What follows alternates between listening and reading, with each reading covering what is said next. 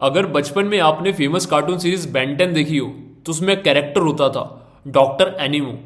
Doctor एनिमो अपने science के knowledge से अलग अलग एनिमल्स को मिक्स कर कर कुछ ना कुछ हाइब्रिड क्रिएट कर देता था, या फिर अपनी ही बॉडी पर एक्सपेरिमेंट कर कर उन एनिमल्स की सुपर पावर अपने अंदर ले आता था। तो मैं भी सोचता था कि बड़े होकर ऐसे साइंटिस्ट बनेंगे डॉक्टर एनिमो जैसे, या फिर ऐसे साइंटिस्ट बनेंगे जो डायरेक्ट बेन 10 की वॉच, बेन 10 की ऑमनिट्रिक्स ही बना ले, जिससे खुद को ही अलग अलग एलियन में कन्वर्ट कर सके।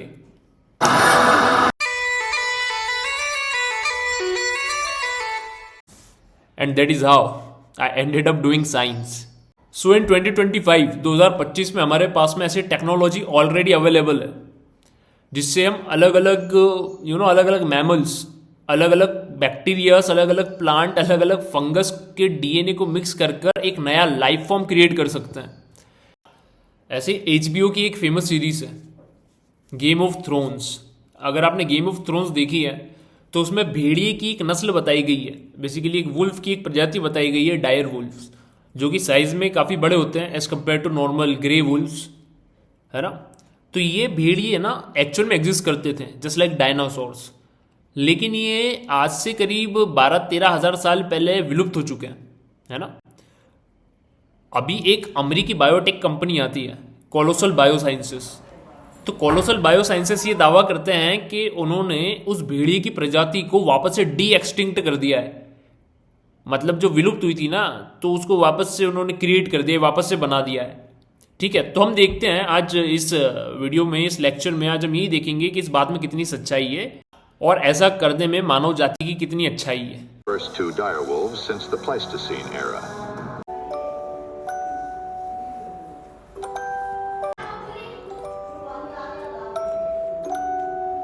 पहले ये समझ लेते हैं ये लोग जो डी एक्सटिंक्शन वर्ड इस्तेमाल कर रहे हैं उसका सही मायने में अर्थ क्या होता है और ये कैसे काम करता है।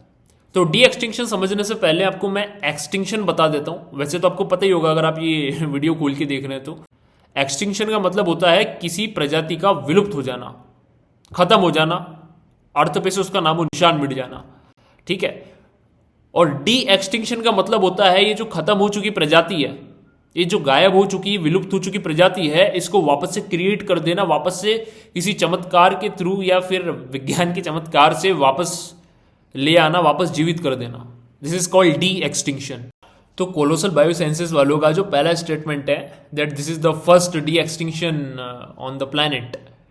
ठीक है, तो उसको तो मैं इधर ही डिबंक कर देता हूं ये फैक्ट दिखाकर कि दुनिया का पहला डी एक्सटिंक्शन तो ऑलरेडी 2003 में हो चुका है।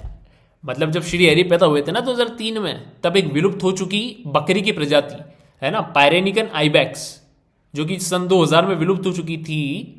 तो उसका जो फ्रोजन टिश्यू था, कुछ कल्चर, उसका जो फ्रोजन टिश्यू कल्चर था, उसमें से डीएनए एक्सट्रैक्ट करके ये क्लोनिंग के थ्रू दुनिया का पहला डी एक्सटिंक्शन हुआ था और बेसिकली इसको फिर से जीवित किया गया था, है ना। तो ये स्टेटमेंट तो यहीं पे खारिज हो जाता है आपका।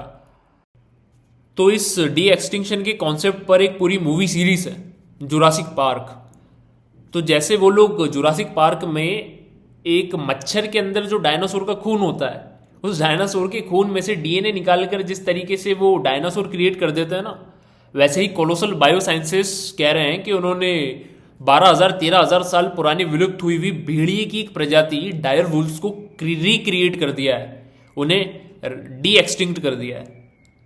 हाँ, तो ये पॉसिबल है कि हम जो पुराने एक्सटिंक्ट हो चुके एनिमल्स हैं, फॉर एग्जांपल सेबर टूथ है, तो सेबर टूथ की तरह लंबे लंबे दांत वाले शेर हम क्रिएट कर सकते हैं, है ना। वैसे ही हम मैमथ को भी क्रिएट कर सकते हैं। वो टेक्नोलॉजी है अभी हमारे पास में कि जो वुली मैमथ है, वुली मैमथ की तरह दिखने वाले हाथी जिनके फर लंबे लंबे, तो इसे लंबे लंबे बाल वाले हाथी हम क्रिएट कर सकते हैं।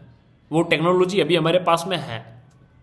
बट सवाल इधर आ जाता है कि हम ऐसा क्यों करें।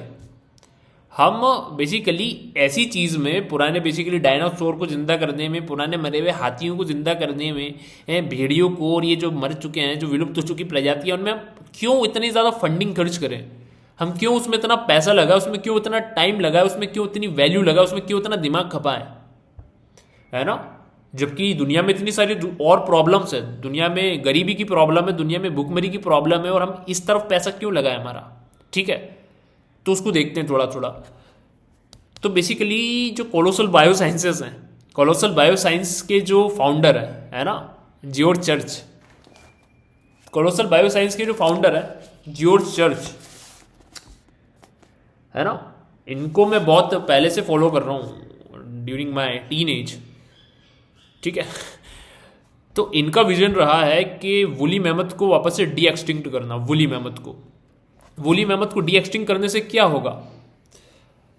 तो जॉर्ज चर्च का मानना है कि अगर वुली मैमथ को वापस से डी एक्सटिंक्ट करके आर्कटिक जो सर्कल है, आर्कटिक है ना, जो जमा हुआ बर्फीला इलाका है, वहां पर इसे छोड़ दिया जाए वुली मैमथ को, तो ये ग्लोबल वार्मिंग की प्रॉब्लम को काफी हद तक सॉल्व कर सकता है ना। क्योंकि जो आर्कटिक का जो परमाफ्रॉस्ट है, परमाफ्रॉस्ट यानी कि जो बर्फ का जमा हुआ पूरा इलाका है, इसके अंदर इतना सारा कार्बन स्टोर्ड है जितना कि अभी हमारे एटमॉस्फेयर में नहीं है ना, उससे तो कई कई कई कई कई टनों गुना ज्यादा तो अंदर आर्कटिक के अंदर दबा हुआ है। गेटिंग? तो जैसे जैसे ग्लोबल वार्मिंग बढ़ती जाएगी और परमाफ्रॉस्ट पिघलता जाएगा, ये सारा का सारा कार्बन, ये जो दबा हुआ कार्बन है, ये बाहर आता जाएगा और ज्यादा गर्मी को ट्रैप करेगा और प्लैनेट और ज्यादा गर्म होगा। तो ये एक बहुत बड़ी समस्या है ग्लोबल वार्मिंग, है ना। तो ऐसे ही वुली मैमथ जब आर्कटिक में हुआ करते थे एक जमाने में, तब वो क्या करते थे, वो बेसिकली आर्कटिक में जो पेड़ थे, जो घास थी, जो भी बेसिकली जो भी प्लांट उग रहे हैं, उन प्लांट्स को खाते थे, है ना, उन प्लांट्स को साफ करते थे। उससे क्या होता था, उससे जो बर्फ है वो बर्फ जमा रहता था, है ना। प्लांट नहीं होंगे तो क्या होगा, वहां पे बर्फ होगा बेसिकली। रेडिंग? तो इस तरीके से वुली मैमथ हेल्प कर सकते हैं in the restoration of the Arctic. अभी ये भी डिबेटेबल है ना। कुछ लोग मानते हैं कि इसके अंदर बहुत कम बेसिकली लॉजिक है। तो अभी एक आध कुछ महीने पहले इन्होंने, जॉर्ज चर्च ने एक ट्रेलर दिखाया था, सॉरी एक टीजर दिखाया था, टीजर, है ना, वुली मैमथ का टीजर। तो बेसिकली उन्होंने ये चूहा उन्होंने क्रिएट किया था, जिसके जो बाल है वुली मैमथ की तरह लंबे हैं। बेसिकली उन्होंने वुली मैमथ के जो लंबे बाल करने वाला जो जीन है, जो जीन एक्सप्रेस होकर वुली मैमथ में जो लंबे बाल क्रिएट कर रहा था, वो जीन निकालकर इन्होंने चूहे में डाल दिया और चूहे में वुली मैमथ के बाल बेसिकली एक्सप्रेस हो गए। गेटिंग? तो ये एक टीजर था। तो टीजर तो है, लेकिन इस टीजर को देखकर मुझे जेरी की याद आ गई। हे कम हियर। जेरी बेसिकली एक हैमस्टर था, एक सीरियन, है ना, सीरियन हैमस्टर था, जो कि मैंने अपनी एक्स गर्लफ्रेंड को बर्थडे पर गिफ्ट किया था, है ना। तो ये सीरियन हैमस्टर्स जो होते हैं, इनमें ऑलरेडी लॉन्ग हेयर प्रेजेंट होते हैं, just like angora rabbits and some other long haired mammals, है ना। हालांकि ये भी इंसानों ने ही क्रिएट किए हैं, इंसानों ने ये भी बायो हैकिंग कर करके क्रिएट किए हैं थ्रू आर्टिफिशियल सिलेक्शन। जैसे कि इंसानों ने मुर्गी की प्रजाति क्रिएट की है, जैसे इंसानों ने सब्जियों की प्रजाति क्रिएट की है, जैसे इंसानों ने ही गोभी क्रिएट किया है, वैसे इंसानों ने ही सीरियन रैबिट भी क्रिएट किया है through the generation of artificial selection, है ना। तो ये ऑलरेडी अवेलेबल था मार्केट में पहले से, तो ये वुली मैमथ वाली चूहे की क्या जरूरत थी, है ना। But I am okay with it, क्योंकि ये एक साइंटिफिक बेसिकली ये एक साइंटिफिक एडवांसमेंट है ना, या फिर जो टेक्नोलॉजी है बेसिकली साइंटिफिक टेक्नोलॉजी, ये क्रिस्पर टेक्नोलॉजी है, उसका एक अच्छा एग्जाम्पल है, उसका एक अच्छा रिप्रेजेंटेशन है। So I am okay with it. फिर अभी उन्होंने कुछ एक आध 10 दिन पहले समथिंग 7 तारीख को एक न्यूज़ अपलोड कर दी कि उन्होंने बेसिकली डायर वॉल्फ को डी एक्सटिंक्ट कर दिया है। तो dire wolf is a trailer, है ना। तो पहले वो टीजर था, डायर वॉल्फ ट्रेलर है। अभी पिक्चर जो है, पिक्चर क्या होगी, पिक्चर वुली मैमथ है ना। तो पिक्चर अभी बाकी है, वो तो 8 साल से बाकी है, खैर। तो साइंटिफिक कम्युनिटी में डिबेट चल रही है इस न्यूज़ के आ जाने के बाद, है ना। तो जो मेजोरिटी साइंटिफिक कम्युनिटी की मेजोरिटी है, वो कह रही है कि ये कोई डायर वुल्फ थोड़ी ना है, ये तो बेसिकली नॉर्मल वुल्फ है जिसको आपने जेनेटिकली मॉडिफाई कर दिया है ना, उसमें कौन सी बड़ी बात है, ठीक है। So it is not a dire wolf, it is just a wolf. और वुल्फ भी नहीं, ये तो बेसिकली कुत्ता है। मैं समझाता हूँ कैसे। तो इन्होंने बेसिकली क्या किया, इन्होंने ग्रे वुल्फ कैनस लूपस का एग लिया, है ना। उसकी ओवरी में से एक एग लिया, उसको साइड में रखा। अब ये कह रहे हैं कि हमने जो डीएनए एक्सट्रैक्ट करा था, है ना, कैनाइन टूथ में से और आई सॉकेट के टिश्यू में से डायर वुल्फ का, उसको एनालाइज करा, है ना, उसको इस्तेमाल नहीं करा, उसको बस एनालाइज करा और उसके अंदर से कुछ जो बेसिकली जो मुख्य जो 20 जीन है उनको एनालाइज करा और उसमें से 14 का इस्तेमाल करा समथिंग, जो प्रोटीन एक्सप्रेसिंग जीन्स हैं, है ना। अब इनको एनालाइज कर कर एक नया डीएनए क्रिएट करा बेसिकली क्रिस्पर टेक्नोलॉजी के थ्रू, है ना। अब ये जो नया जो मॉडिफाइड डीएनए है ना, जो नया रिक्रिएटेड डीएनए है, इसको अब इस एग के अंदर इन्होंने इंसर्ट करा और इस एग का जो एम्ब्रियो बना उसको ले जाकर इन्होंने इंसर्ट कर दिया, बेसिकली इम्प्लांट कर दिया एक डॉग के यूट्रस में, है ना। अब जब जो इससे जो पप्स क्रिएट हुए हैं वो आपके डायर वुल्फ बन गए। अच्छा, मतलब क्या जनता को आपने बेसिकली फुद्दू समझ के रखा हुआ है क्या? लाइक ये तो बेसिकली भेड़िया है, मतलब भेड़िया का अंडा है, उसके अंदर आपने थोड़े से मॉडिफिकेशन करा है, जेनेटिक मॉडिफिकेशन करा है, बेसिकली 14 जीन्स मॉडिफाई करे हैं कुछ, और आप कह रहे हो कि आपने डायर वुल्फ ही क्रिएट कर दिया, वो भी वुल्फ में से। अभी दूसरा पॉइंट इधर आ जाता है कि जो डायर वुल्फ और वुल्फ है वो भी आपस में रिलेटेड नहीं है जितने जितने ये लोग उसका वो दिखावा कर रहे हैं ना।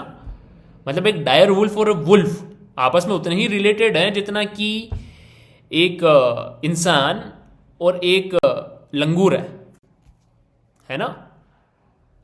और ज्यादा दूर का रिश्ता है इनका, इंसान और लंगूर का तो, और पास का रिश्ता है इनका तो और भी दूर का रिश्ता है भेड़ियों का और डायर वुल्फ का। गेटिंग? तो ये जो इन्होंने डायर वुल्फ क्रिएट करे हैं, ये इतने ही डायर वुल्फ है जितना कि एक आमंड मिल्क दूध होता है ना। आमंड मिल्क होता है ना वीगन लोगों का, कि बादाम को बेसिकली मिक्सर में पीस कर उसका रस निकाल कर जो दूध निकल रहा है, बेसिकली जो वाइट जूस निकल रहा है, उसको कह रहे हैं आमंड मिल्क। तो जितना आमंड मिल्क दूध है उतना ही डायर वुल्फ जो इन्होंने ये जो बनाया है, जो भी क्रिएट करा है इन्होंने, ये डायर वुल्फ है। समझ रहे हैं आप?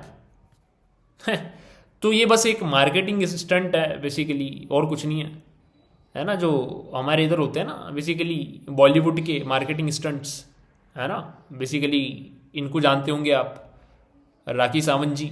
तो बस ये वही राखी सावंत जी वाला स्टंट है, बस एक पब्लिसिटी स्टंट है। इससे क्या होगा? इससे बेसिकली कोलोसल बायोसाइंस को अटेंशन मिलेगी, है ना, और अटेंशन के साथ में हो सकता है फंडिंग भी मिलेगी, ठीक है। और बाकी जो पॉजिटिव साइड मुझे नज़र आ रही है इसमें वो ये है कि हमारे आपके जैसे लोग इंस्पायर होंगे, हमारे आपके जैसे बच्चे इंस्पायर होंगे, उनका ध्यान जाएगा थोड़ा कि यार ये भी कुछ है ना, इट साउंड्स कूल, इसमें थोड़ा देखना चाहिए हमें। खास करके इंडिया में तो क्या विज्ञान की जो हालत है ना अभी, उसके ऊपर तो पूरी सीरीज़ बनेगी कि भारत में विज्ञान की क्या हालत करके रखी हुई इन्होंने, है ना, और उसको हम कैसे सुधार कर सकते हैं, है ना। सुधार करना इज़ मोर इम्पॉर्टेंट। बाकी प्रॉब्लम तो क्या है कि सालों से प्रॉब्लम ही गिना रहे हैं, जिसको देखो वो प्रॉब्लम ही गिना रहा है ना, कि भारत में प्रॉब्लम है। सॉल्यूशन है ना, तो हम तो सॉल्यूशन पे बात करने वाले लोग हैं मधुशाला के, तो अपन सॉल्यूशन देखेंगे, ठीक है। तो यदि आप चाहते हैं कि मैं जेनेटिक इंजीनियरिंग की प्रोसेस को और सिंपली तरीके से एक्सप्लेन करूं, है ना, बिकॉज आई एम अ बायोहैकर, और कैसे आप भी अपने घर में, है ना, आपके घर के अंदर आपके किचन में जेनेटिक इंजीनियरिंग परफॉर्म कर सकते हैं, तो कमेंट कर बताइए, तो I will make a video series on it. और चैनल को सब्सक्राइब कर देना यार, नया चैनल है, और लाइक भी कर देना इस वीडियो को थोड़ा। गेटिंग? ठीक है, तब तक के लिए बाय बाय, सी या नेक्स्ट टाइम।